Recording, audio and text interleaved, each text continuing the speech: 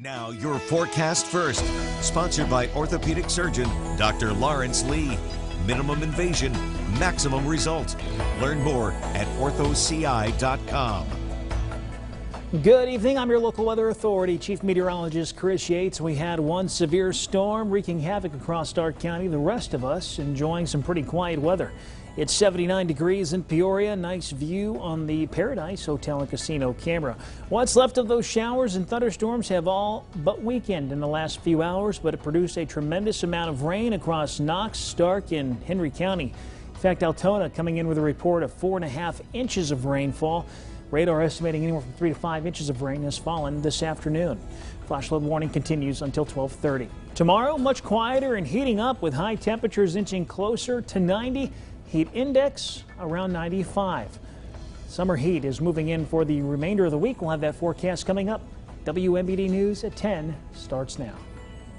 You're watching a special edition of WMBD News, honoring our fallen hero. Well, good evening and thanks for joining us. I'm Eugene Daniel. And I'm Minash Kungwari, filling in for Lauren Langer. The Central Illinois law enforcement community tonight is mourning the loss of one of its own. Fulton County Deputy Troy Chisum, a 4-year veteran of the department who served in several other first responder capacities, was shot and killed while on duty yesterday. Meanwhile, several law enforcement agencies were involved in arresting 39-year-old Nathan Woodring this morning. After a 19-hour-long standoff, Illinois State Police say they have Nathan Woodring in custody and are taking him to McDonough County Jail. During that standoff, Fulton County Deputy Troy Chisum was shot and killed when he was called to a battery and disturbance call in rural Avon. Yesterday, police had all of Troy Road blocked off and had SWAT teams searching in rural fields and woods during the standoff.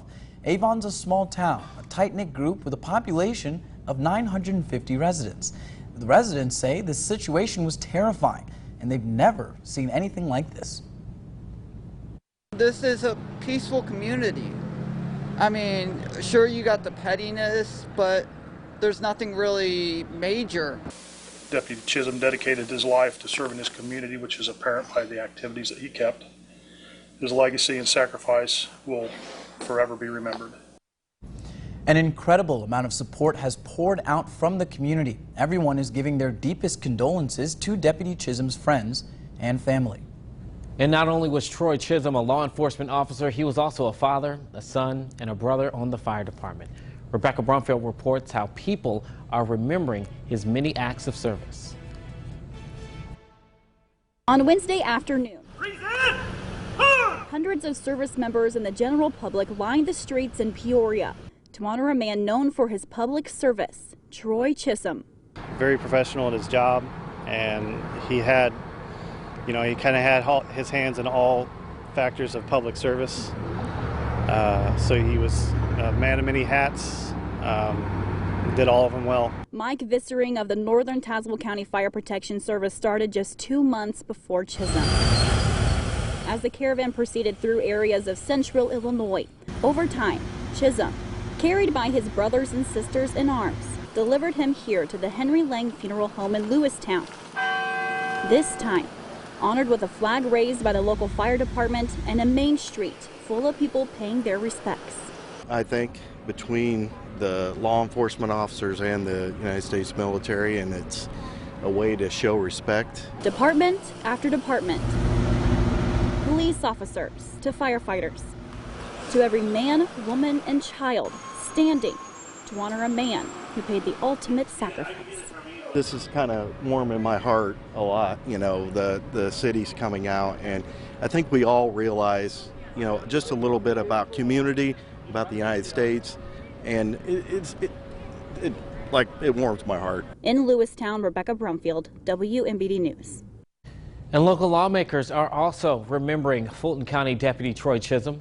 Congressman Darren LaHood said he's deeply saddened to hear the news of his passing and sends his condolences to Chisum's family and the Fulton County Sheriff's Department during this most difficult time. And Congresswoman Sherry Bustos also chiming in on this. As the wife of a sheriff, she says her heart aches to hear about these senseless acts of violence. She says Deputy Chisum was a hero and we must never forget his sacrifice. Money is being raised in support of the Chisum family. He leaves behind his wife and 3 daughters. And so community members can donate to the Deputy Troy Chisum Memorial Fund. That's on GoFundMe. We placed a link to that account on our website, ciproud.com. And today, Governor Pritzker signed new legislation that will double the benefits for families of fallen law enforcement officers as well as firefighters. That's House Bill 2028, and it raises the amount of money the state pays to cover burial costs from $10,000 to $20,000. And that covers all deaths from June 30th of last year. Governor Pritzker said today that while no amount of money can ease the terrible grief of families who have lost their loved ones because they were killed in the line of duty, I hope we can at least lessen the financial burden of an immeasurable loss of our state's finest. The arrangements for Deputy Chisum haven't yet been announced, but as we learn those and as we learn more about the situation, we will update all of that on air and online, ciproud.com. Well, as Illinois Governor J.B. Pritzker signed a legislation this week to legalize recreational marijuana, city leaders and law enforcement are trying to figure out how this will impact their jobs. Peoria County Sheriff Brian Asbell says there are quite a few things his department is considering. K-9 dogs trained to smell cannabis might have to retire since they can't be untrained. The state may need to increase staff that will process the expungement of those arrested for possession of less than 30 grams of marijuana. Officers will have to learn about how to spot drivers who are under the influence of marijuana.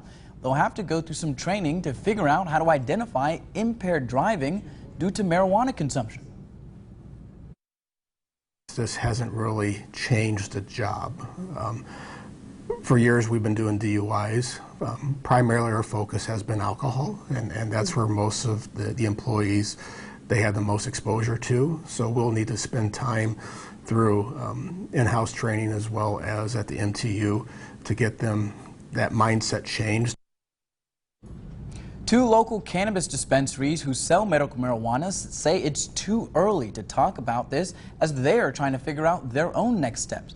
Owners did confirm that they will be working on getting a license to sell recreational marijuana.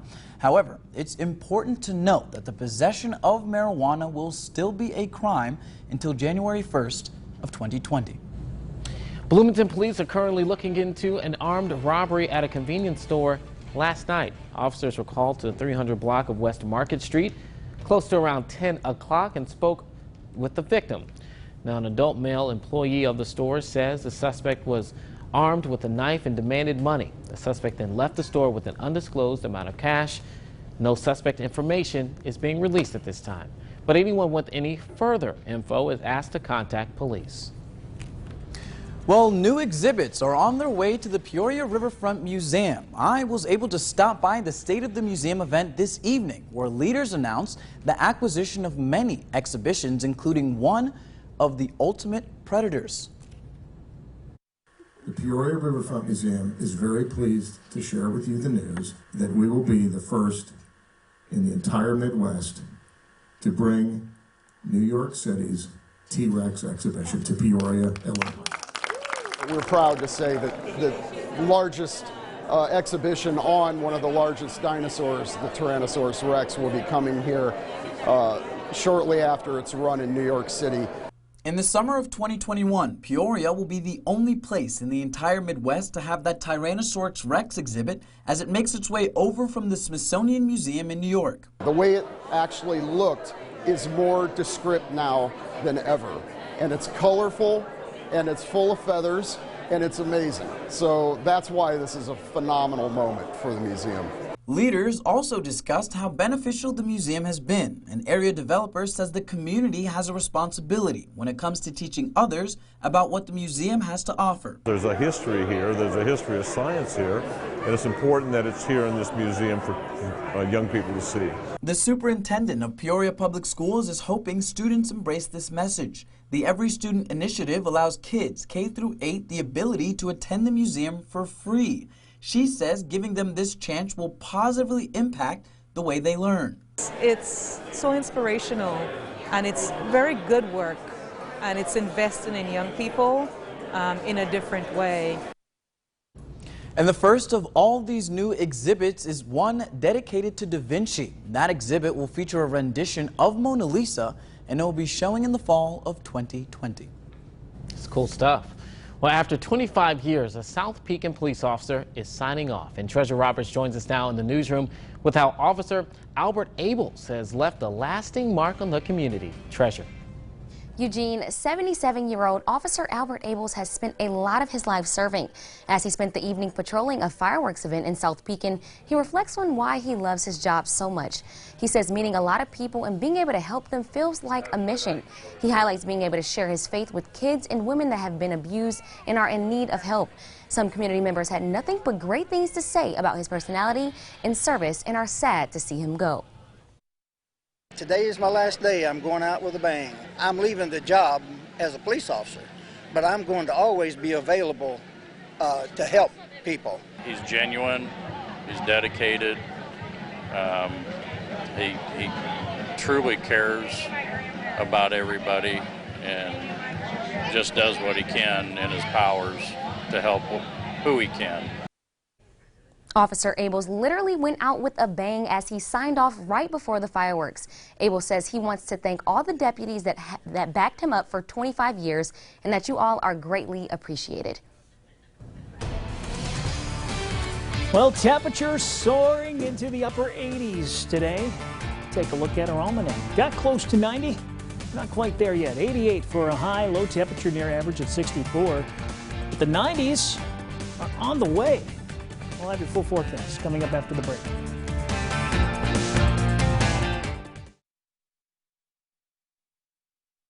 By Uptring Weston Chevy Cadillac.